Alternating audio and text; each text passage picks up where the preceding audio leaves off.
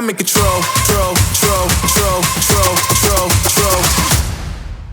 Calves. There's something so impressive by looking at someone's legs and seeing full, strong looking calves. And I think training them with resistance and allowing them to train in a full range of motion can be incredibly beneficial, not only to sport, but resiliency, and aesthetically, it doesn't look so bad either. Exactly. And training them, I think, is just something that gets people confused a little bit, because I think there are three camps. There are the people who don't think they need to train them at all, and so they don't train them at all. And then there are the people who train them because they think all of a sudden it's going to help you dunk a basketball. Right. Yeah, not really. There are some better options there. Right. And then there are the people who train them, and it is about, like you said, resiliency, and it is about aesthetics. So Eb and I chose 4 movements to show you guys today that we feel are significantly different. We feel like you're gonna get a bit of a different response. And if you focus on these 4, we do believe you're gonna achieve well-rounded calves, but also most importantly, functionality to where hopefully you're able to be resilient in your lower body, ankles, feet, everything is healthy and you're able to live a long, healthy, functional life.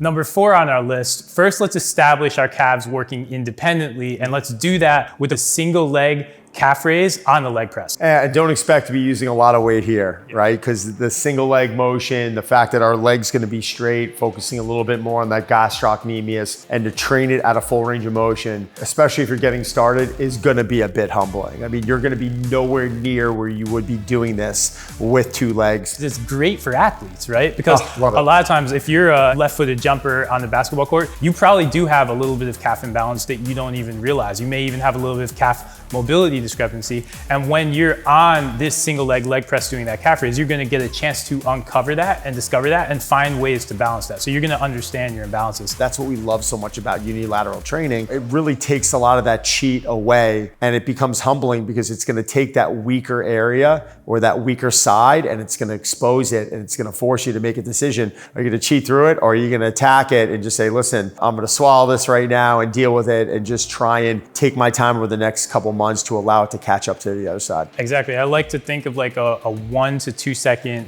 hold at the top when I'm at max plantar flexion. That gives me a chance to really flex my calves. And then a 1 to 2 second hold at the bottom when when I'm as dorsiflex as I can possibly be.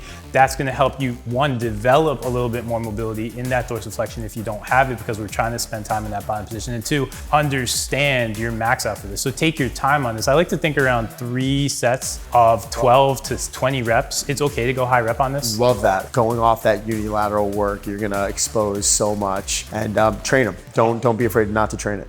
Number 3 on our list for developing calves is probably not something you would think has to do with calf training, and that's jumping rope. And this is a little bit different from a calf perspective too, because we talked about full range of motion. You're not necessarily going to go through a full range of motion here, but what we get is we get the repetitive bouncing action. We get to be a little bit plyometric. And so it's a really good blend of explosive into a decel every single time on every single jump. You're getting a heart rate response, a cardiovascular response. You're burning fat, you're improving endurance. All these great things are happening with this movement, but it's also helping us develop an area that I believe a lot of us still, and Ed believes a lot of us still need to be focusing on a functionality standpoint. I like to think of it as, 30 seconds on, 30 off for 3 to 4 rounds, something like that. It doesn't need to be a whole It doesn't need to be crazy, and you can start developing that, the ability to increase that work capacity. I think you could throw it in as, a little bit of a warm up. You could throw it in as a finisher where we want to maybe produce some type of cardio output while helping develop that level of elasticity. And you know what?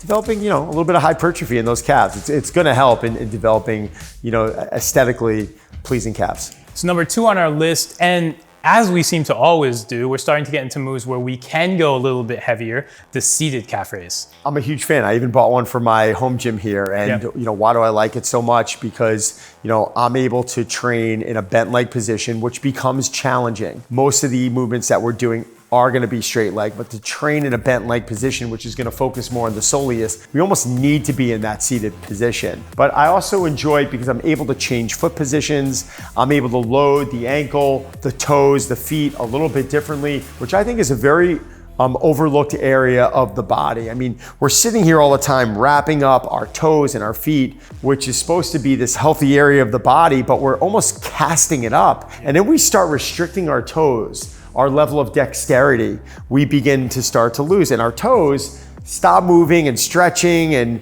our ankles stop moving and stretching. So the calves really give me the ability now to work on my feet, work on my toes, get into that dorsiflex position, plantar flex a bit. And listen, it just feels good. It's something that I enjoy doing, which is why I put a machine downstairs. I think the key thing on this is making sure that people still go through the full range of motion. So you still want to take 1 to 2 seconds at the very top of the motion, and you want to kind of get that out of it. 3 sets of, say, 8 to 15 reps to start. I think that's a great starting point. I think you'll develop strength over time. Do not rush the weight that you're adding to that. If it took months and months and months to build up a full range of motion and you're slowly starting to increase that weight, that's the way we believe you should go about doing it. If I don't feel my calves flex, if I don't feel that nice tension in them, I'm not doing the reps. So that's why you want to make sure to feel it. You will feel this one. That's number 2. All right, now number 1 on our list of calf exercises is something that a lot of you would not expect. It's called the safety squat bar calf raise. We're gonna get into the safety squat bar.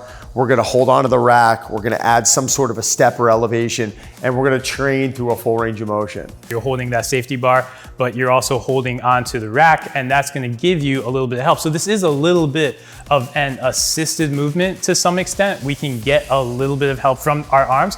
That's not a bad thing in this situation, as long as we're working through that full range of motion, because it's gonna let us load more. I think anytime we pick a move, and it is number 1 on our list, is because it opens the door for you to load aggressively. When we're standing and we have to create all that stability tension, right, above and all that tension above, that means our calves have no choice but to be the drivers of it, and they're gonna work in a very mechanically natural position. They're working from the same position from which I would jump or do anything. Calves are just that one body part where I see people cheat the most. Yeah. So guys, start conservatively with your weight. I would go again with that 3 sets of maybe that 10 to 15 rep range. I don't even want you going so low on the reps. I'd prefer you to take that up a little bit more and allow yourself to get really, into that dorsiflex position, all the way into that plantar flex position, which is gonna be on your toes, and just take your time dropping down to the position, holding it for a second or two,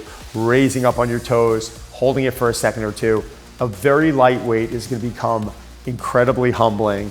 Again, your 3 sets of about 10 to 15 repetitions. We know you guys are gonna love this one. So attack that motion and attack all of these calf motions. And remember, when you're dealing with these stubborn body parts and when we're dealing with these very tiny accessory motions, we can do this multiple times a week. So if you really want to get your calves to grow, hit them 4 or 5 days in a week, mix in all of these exercises. They can all have a role in your workout. They all fit really, really well at the beginning if we're thinking weak point training, also really well at the end, but you got to do them. It's what's going to grow your calves.